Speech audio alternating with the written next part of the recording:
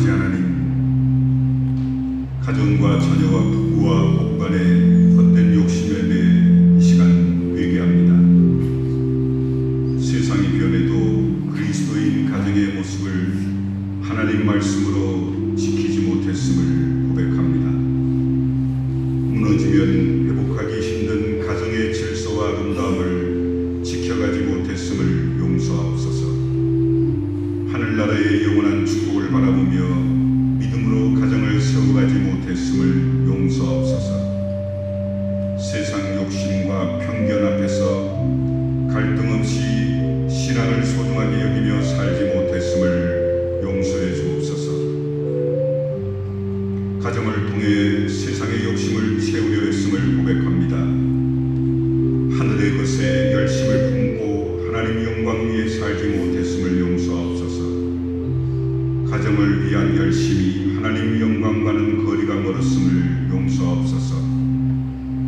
내 가정의 모습이 충주교회의 덕이 되지 못했음을 용서하옵소서. 하나님보단 가정의 욕심이 앞섰고 하나님 위한다는 그럴듯한 변명에는 내 욕심이 가득했음을 용서하옵소서. 하나님의 뜻 이루기보단 언제나 지금 여기서의 욕심에 마음을 빼앗겼던 어리석음을 고백하오니 용서해 주옵소서. 이런 우리를 오늘도 불러주셨으니 헛된 욕심에 사로잡혀 살지 않게 해 주옵시며 오직 하나님이 기뻐하실 거룩한 열심을 세우신 가정과 또한 이끄신 교회를 통해 이루어가는 우리 모두가 되게 해 주옵소서. 예수 그리스도 이름으로 간절히 기도하옵나이다. 아멘.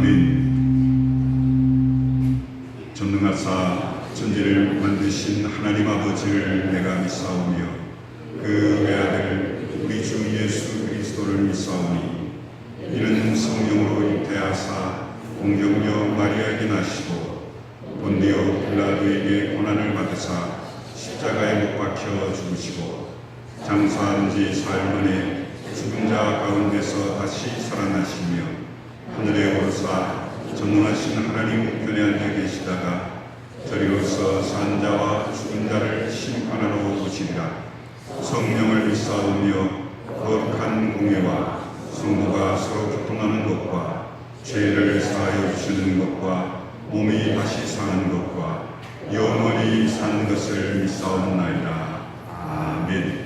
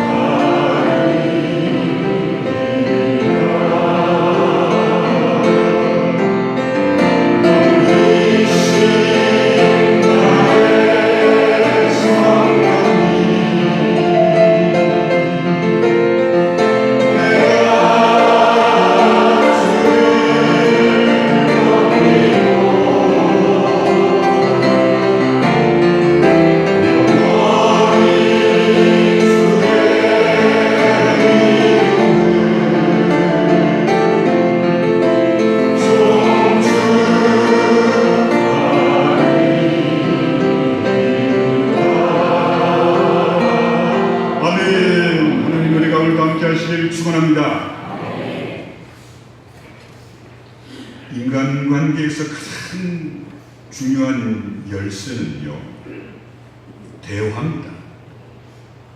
어떻게 상대방에게 말을 하느냐, 너무도 중요합니다.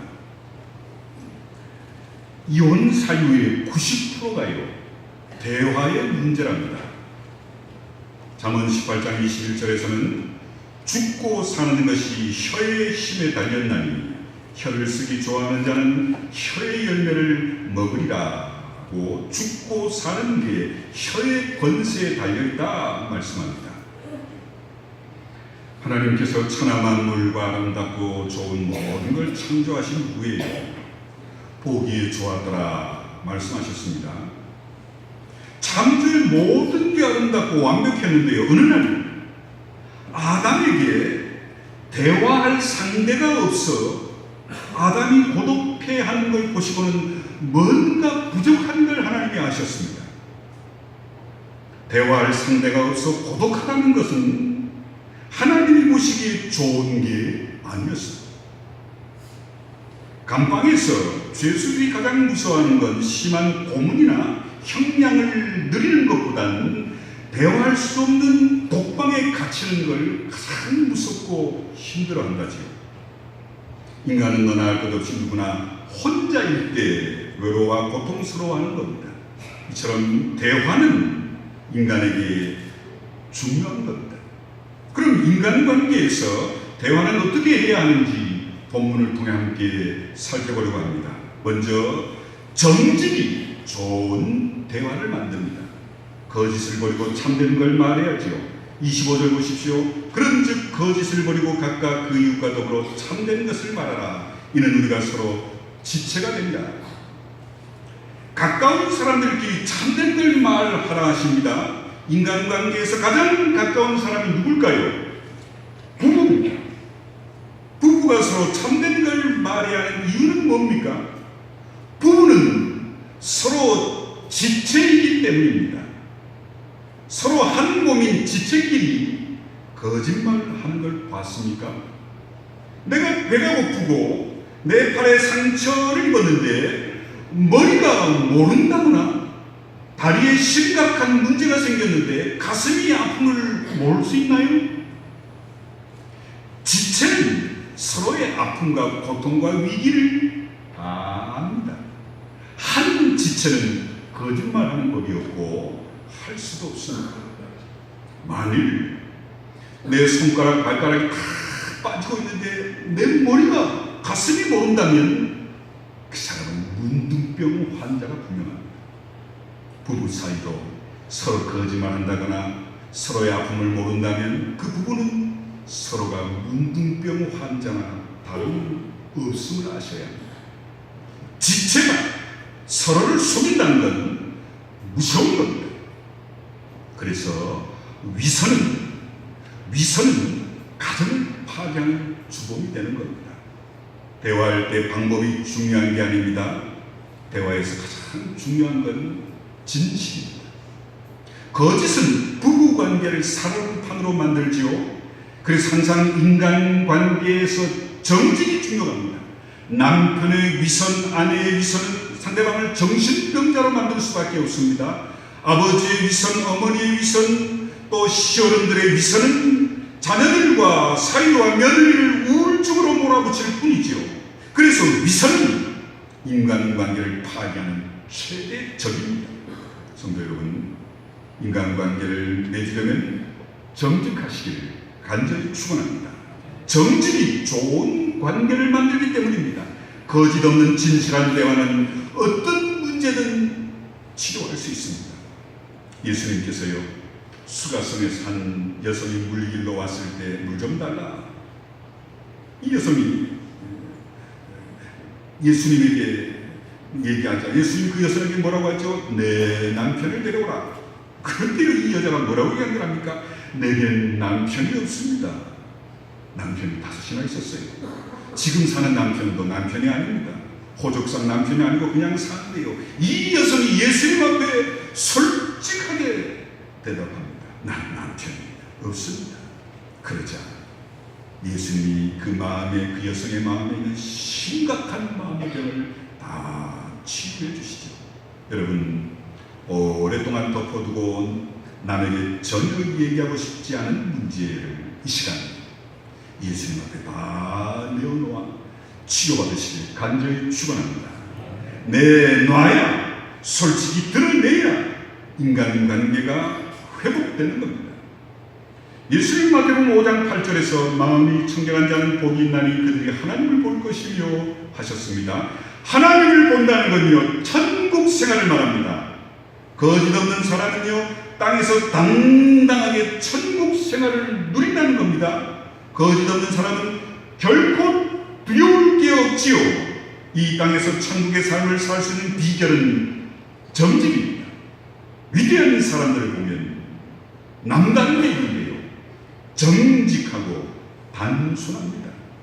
사탄은 오랫동안 거짓으로 문제의 가정을 지배해왔습니다. 이제는 더 이상 사탄에게 이용되는 가정이 되지 마시길 간절히 축원합니다. 두 번째로 대화를 잘할 수 있는 비결은요, 부은을 내어도 죄를 짓지 말아야 합니다. 26절 보십시오. 부은을 내어도 죄를 짓지 말며 해가 지도록 부은을 품지 말고.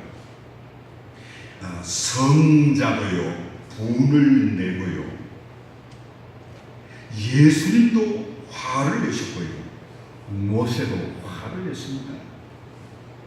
그런데 여러분, 부은을 내는 데는 제한된 시간이 있습니다. 무슨 말이냐면, 분노는 죄로 연결되면 안 된다는 겁니다. 그래서 성경에 분노는 하루를 넘기지 마라. 분노를 내는 건 할 수 없지만, 화낼 수 있지만 하루를 넘기지 마라. 잠언 16장 32절에 노하기를 더디하는 자는 용사보다 낫고 자기 마음을 다스리는 자는 성을 빼앗는 자보다 낫다 하신 이유가 거기에 있습니다. 순간적으로 나온 분노의 말은요, 상대방을 파괴하는 힘이 있습니다. 폭력 중에 무서운 폭력이 언어 폭력이라고 하잖아요. 말이 뭔 폭력입니까? 아닙니다. 어떤 문제가 생기면 그 문제를 보지 않고 상대방의 인격에 융단 폭력식의 언어 폭력을 나눔하면 그 사람은 대화를 잘 할 줄 모르는 사람입니다. 사회학자들은요, 대화의 세 단계를 말하는데, 첫 번째 단계는요, 남편과 아내가 있고 남편과 아내 사이에 문제가 있습니다. 그런데요, 이 첫 번째 단계는요, 이 남편과 아내가요, 중간에 문제는 붕 띄워놓은 채 보지 않고 서로에게 그냥 화살을 무차별적으로 퍼붓는 경우를 말합니다. 이렇게 되면 문제가 해결되지 않고요, 서로에게 심각한 상처만 줄 뿐이죠. 대화의 두 번째 단계는요, 남편과 아내가 있고요, 문제가 있습니다. 남편이 문제를 보고요, 아내가 문제를 보는 경우입니다. 서로를 보지 않고요, 문제를 보는 겁니다. 참 좋은 방법 중에 하나죠. 대화의 세 번째 단계는요, 남편과 있고 아내가 있는데 문제가 있습니다. 그런데요, 남편과 아내가요, 그 문제만 보고 자신을 먼저 바라보지 상대방을 보지 않는 경우를 말합니다. 이렇게 되면 문제는 간단하게 해결됩니다. 대부분의 사람들은요, 문제가 생기면 분노의 말로 상대방의 기분을 먼저 상하게 함으로 지울 수 없는 상처를 가슴에 입힙니다. 화가 치밀어올 때 말을 함부로 하는 사람은 성숙한 사람일 수가 없습니다. 문제를 만나면 그 문제를 먼저 보고 나를 보시기를 바랍니다. 성경에 나오는 많은 인물들 중에요, 문제를 만났을 때 문제를 해결하지 않고 자신을 보지 않고 상대방을 집요하게 공격했던 대표적인 인물이 누군 줄 아세요? 욥의 아내입니다. 집안에 갑작스럽고 엄청난 비극과 고통이 닥칩니다. 아들, 딸 10명이 지붕이 무너지는 바람에 다 죽고 맙니다. 가정의 재산, 명예, 모든 게 다 날아갔을 때 욥의 아내는 우리가 죽게 되었는데 아직도 하나님만 바라보냐 이 남편아, 차라리 하나님을 욕하고 나가 되져라. 그 엄청난 재난과 고통을 직접 당하고 있는 남편 욥에게 거친 말을 몰아치며 내뱉고는 집을 나가버립니다. 이럴 때 사탄은 쾌재를 부릅니다. 이제 욥은 끝났다. 하나님을 저주할 거다. 내 삶에서 어떤 모습으로라도 문제가 생길 때요, 그 문제만 보시기 바랍니다. 남편의 아픔은 아내의 아픔, 남편의 실패는 아내의 실패입니다. 부부는 한 몸입니다. 남편이 큰 위로가 필요할 때 아내가 위로해주기보다는 날카롭고 거친 외면의 칼로 상처를 입히고 사탄의 도구로 사용된다면 이 얼마나 비극입니까? 예수님은 누가복음 6장 41절 이하에서 어찌하여 형제의 눈 속에 있는 티는 보고 내 눈 속에 있는 들보는 깨닫지 못하느냐? 너는 내 눈 속에 있는 들보를 보지 못하면서 어찌하여 형제에게 말하기를 형제여 나로 내 눈 속에 있는 티를 빼게 하라 할 수 있느냐? 외식하는 자여 내 눈 속에 들보를 빼라. 그 후에야 내가 밝히 보고 형제의 눈 속에 있는 티를 빼리라. 많은 사람들이 자신은 보지 않고 상대방의 실수만 보고 지적하는 실수를 지금도 되풀이하지요. 항상 내가 문제입니다 라고 먼저 생각할 때 문제는 정말 쉽게 해결됩니다. 욥의 부인은요, 엄청난 재난과 고통에 속수무책으로 사로잡힌 남편 욥에게 이렇게 말을 했어야 했습니다. 여보, 정말 힘들고 고통스러우시죠? 내가 함께 힘이 되어 드릴게요. 우리 함께 기도하겠습니다. 기도합시다. 그러면서 남편을 꼭 안아주었다면 얼마나 힘이 되었을까요? 인간관계에서 쉽게 감정 폭발을 잘하는 건요, 심각한 질병의 질병을 앓고 있다는 증거입니다. 여러분, 분노는 치유될 수 있습니다. 지도자에게 절제력이 있어야 하는 이유가 여기에 있습니다. 지도자는 세워집니다. 그래서 부부간에 항상 늘 절대로 하지 말아야 할 말이 있습니다. 당신은 어째 늘 그렇게 느려 터졌냐? 늘 반찬이 왜 이 모양이냐? 어째 당신은 늘 아프기만 하냐? 당신 때문에 들어간 돈이 얼마인 줄 알아? 당신은 나만 보면 늘 잔소리야. 아이고 정말 지겨워 죽겠어. 제발 이런 말은 하지 말아야 됩니다. 어떤 사람은 부부간에 싸움하는 걸, 다투는 걸, 분내는 걸 즐기는 사람이 있다는데 아마 병원에 좀 가보셔야 합니다. 싸움은 즐기는 게 아닙니다. 잠언 21장 19절 보면 다투며 성내는 여인과 함께 사는 것보다 광야에서 사는 것이 낫다 라고 말씀하셨습니다. 세 번째로 좋은 대화를 하려면요, 마귀로 틈을 타지 못하게 해야 됩니다. 27절 보십시오. 마귀에게 틈을 주지 말라. 좋은 대화를 하려면 해가 지도록 분을 품지 말고 마귀로 틈을 타지 못하게 해야 됩니다. 분노는 오래 가지고 있으면 큰 병이 됩니다. 여러분, 막 화가 치밀어 오르고 분노를 사귀지 못하면 잠이 잘 오지요. 밤새 뒤척입니다. 우리는 그럴 수밖에 없습니다. 마찬가지로 분을 오래 품고 있으면요, 마귀가 틈을 타기 마련입니다. 이 마귀라는 말의 뜻에는 여러 가지가 있는데요, 그 중에 하나가요, 쐐기라는 말이랍니다. 나무를 쪼갤 때, 도끼로 쪼갤 때 잘 쪼개지지 않으면 좀 갈라진 그 틈바구니에 쐐기를 갖다 놓고 그 위를 내리치면 나무가 쭉 갈라집니다. 벌어진 사이에 들어간 쐐기, 이게 바로 마귀라는 겁니다. 부부 사이가 벌어지면 금방 그 틈새로 들어와 다시는 붙지 못하도록 갈라놓는 게 마귀가 뭔지. 마귀는 부부 사이에 있는 조그마한 틈도 놓치지 않습니다. 왜? 마귀는 파괴가 있기 때문에. 에베소 4장 20절 말씀은 시편 4편을 인용한 말씀인데요, 시편 4편은 잠자리에 들기 전에 그날의 모든 슬픔과 분노를 돌아보며 하나님 앞에서 깨끗이 정리하라 말씀합니다. 분을 내는 것과 마찬가지로 오랫동안 분을 품는 건요, 큰 죄입니다. 어느 부부가 상담을 사역하시는 목사님을 찾아왔습니다. 아내는 아주 거만하게 팔짱을 끼고 남편은 신경질적으로 목사님을 대하더랍니다. 여자 쪽에서 먼저 입을 엽니다. 나는 의사가 이곳에 가보라고 해서 왔어요. 나는 위궤양에 걸렸는데요, 의학적으로 원인을 찾을 수 없답니다. 그러면서 여인은 핸드백에서 양면에 벽이 쓰인 포용지 한 뭉치를 꺼내더니 목사님 앞에 툭 던지면서 읽어보랍니다. 목사님, 이 글을 읽으면 왜 내가 위궤양에 걸렸는지 알 겁니다. 그 부인은요, 결혼 생활 20년 동안 남편이 잘못한 일을 그 A4 용지에 조금 다 적어놨답니다. 몇 년, 몇 월, 며칠. 또 남편의 잘못을 잘 알아볼 수 있도록 색일표까지 해두었더랍니다. 그녀는 20년 동안 분노를 가슴에 품고 살았으니 위궤양 걸린 게 당연하지. 예수 믿는 성도들은요, 상대방의 잘못을 관용으로 용납하고 상대방의 실수는요 다 잊어버려야 합니다. 하나님은 우리의 죄를 하나도 기억하지 않으시고 다 도말하신다고 했는데, 하나님의 IQ가 낮아서입니까? 아닙니다. 하나님의 넓은 마음과 그 사랑 때문에 우리의 죄를 다 도말하시는 겁니다.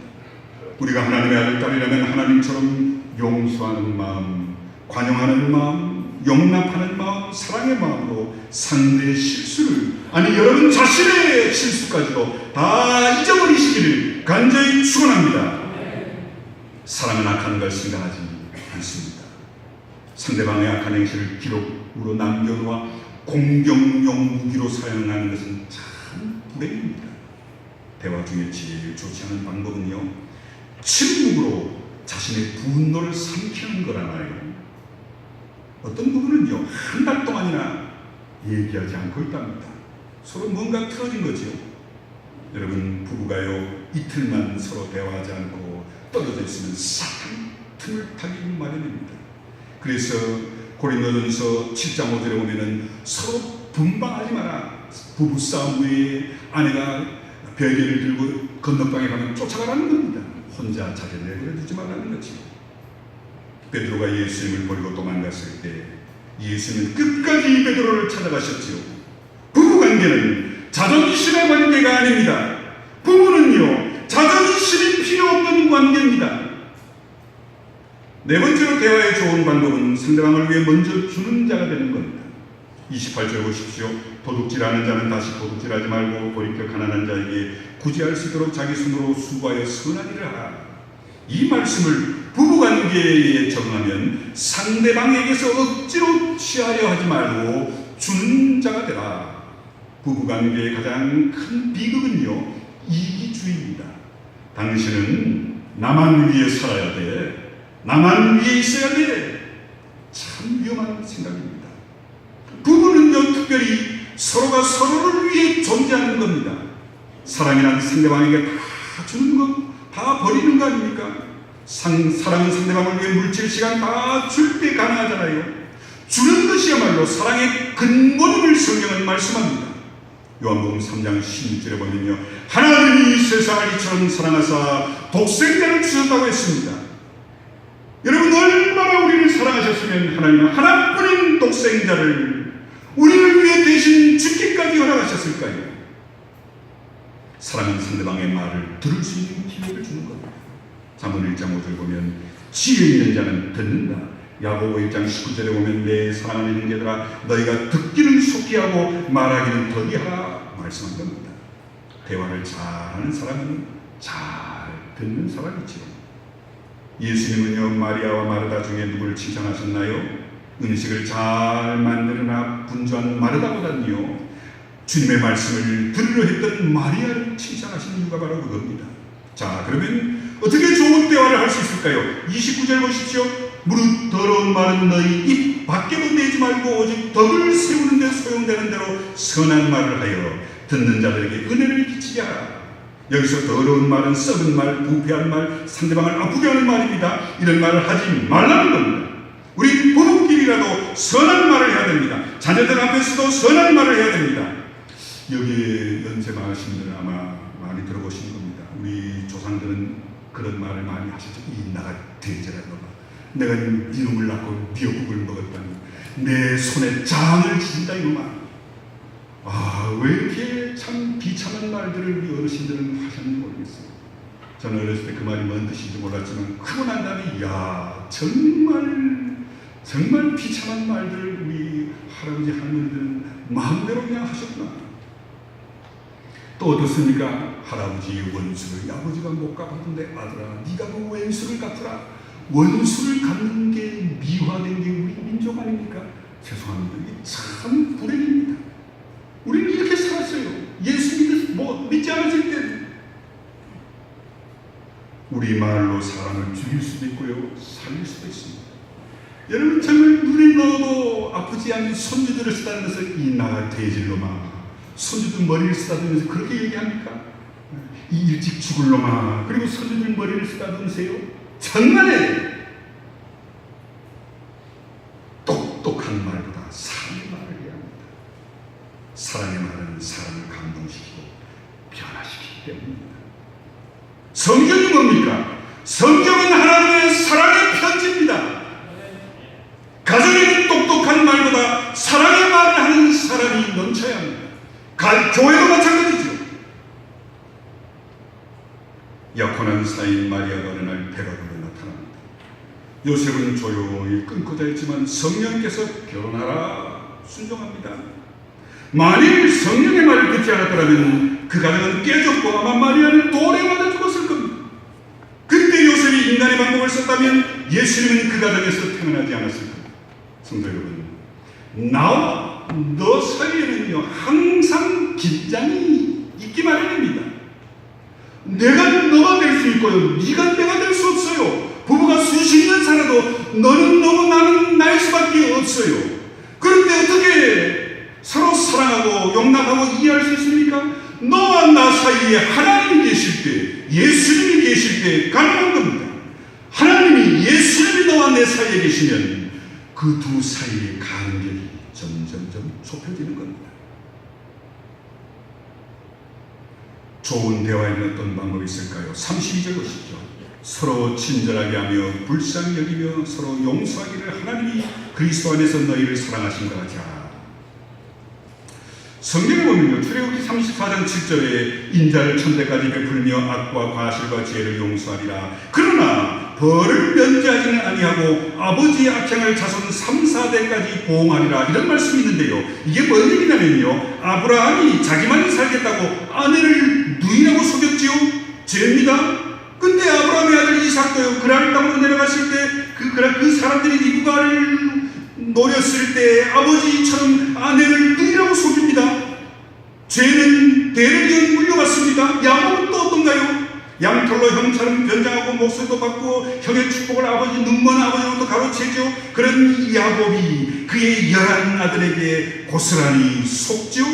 애굽에 요셉을 팔고는 요셉의 옷에 짐승의 피를 묻힌 뒤 요셉이 사자에게 먹혀 찢겨 죽었습니다. 거짓말하지 않습니까? 이렇게 거짓말한 요셉의 형들은 애굽에서 총리가 된 요셉 앞에 식량을 구걸하게 됩니다. 20년 만에 왼수와 같은 형님을 만난 요셉은요, 그 형들을 보고 원수를 받지 않고 울어버립니다. 불쌍히 여길 때, 원수를 불쌍히 여길 때 용서가 시작되는 걸 보여줍니다. 주변에 미운 사람이 있지요. 꼴사나운 사람이 있습니다. 정말 안 봤으면 하는 사람이 있습니다. 그런데 그들을 불쌍히 여길 때요, 용서가 가능하다는 겁니다. 창세기 45장에 보면 요셉이 뭐라고 한 줄 압니까? 당신들이 나를 요셉 팔았으므로 근심하지 마십시오. 복수하면 원수 갚지 않습니다. 자사손손 계속 내려가는 이 죄의 저주와 거짓의 죄악을요, 요셉은 용서라는 것은 메꿔버립니다. 가족 간의 아픈 상처와 대대로 내려오는 생각하기도 싫은 고통이 여러분 가정에 있다면요, 갚아야 할 왼수가 여러분 가정에 있다면요, 그 죄의 보리를 예수의 보혈로 인한 용서의 마음으로 여러분 당대에 다 끊어버리시길 간절히 축원합니다. 누구든 그리스도 안에 있으면 새로운 피조물이라는 말씀을 믿으시길 바랍니다. 안 됩니다. 그러나 예수님으로 인해 된다는 인간관계에서 용서하지 못한 사람이 있다면요, 용서는 노함과 악독, 분냄을 없애고 나를 해양 사람을 오히려 불쌍히 여기고 그들 앞에 부드럽게 대할 수 있다는 걸 깨달으십시오. 사랑하는 성도 여러분, 가족 중에도 아직 용서하지 못한 사람이 있나요? 용서하면 자유롭게 됩니다. 내가 잘못했어 여보. 내가 잘못했다 애기야. 내가 잘못했습니다 아버님. 여러분, 내가 잘못했다는데 제가 책임지죠 아버님. 내가 책임지겠다는데 그럼 다 해결됩니다. 내 잘못입니다. 내가 잘못했습니다. 내가 책임지겠습니다. 이건요 천국 방안입니다. 어디 하기 쉽습니까? 성도 여러분, 우리를 새롭게 변화시킨 예수 그리스도 안에서 내가 잘못했습니다. 내 잘못입니다. 이런 천국의 대화가 가득 차고 넘치는 여러분 가정과 우리 충주교회와 이민족이 되시기를 간절히 축원합니다. 기도하겠습니다. 고마우신 아버지 하나님, 모든 게 제 잘못입니다. 나의 무능과 기도하지 않음과 믿음 없음과 어리석음 때문입니다. 주여, 내가 책임지겠습니다. 이런 천국의 방언과 대화가 우리 가정에, 우리 교회에, 우리 기관에, 우리 구역에, 이민족에 차고 넘치게 주시옵소서. 예수님의 이름으로 기도하옵나이다. 아멘.